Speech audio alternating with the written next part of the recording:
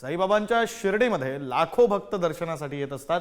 हे भक्त मंदिर परिसरामध्ये भटक्या कुत्र्यांना लाडू, पेढे यासारखे गोड पदार्थ खाऊ घालतात आणि यामुळे या कुत्र्यांमध्ये लठ्ठपणा आणि डायबिटीसचं प्रमाण वाढतंय। यामुळे कुत्र्यांमध्ये सतत झोप येणं, त्वचारोग, अंगावरील केस गळणं, पोटात जंत होणं यासारख्या व्याधी जडल्यात आणि गेल्या अनेक वर्षांपासून हे प्रकार घडत असल्याचं धक्कादायक वास्तव आता समोर येतं।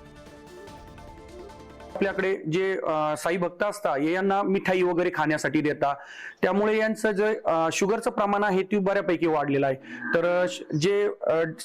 तर साधारण प्रश्न असतो लोकांचा की कुत्र्यांमध्ये डायबिटीस होतो का?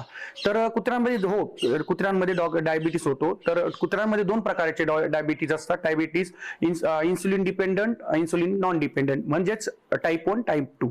तर जास्तीत जास्त टाईप 1 प्रकाराचा डायबिटीस आपल्या श्वानांमध्ये होत असतो। तरी माझे यामध्ये जे स्किन इन्फेक्शन वगैरे असतं हे सुद्धा याचं कारण असू शकतं।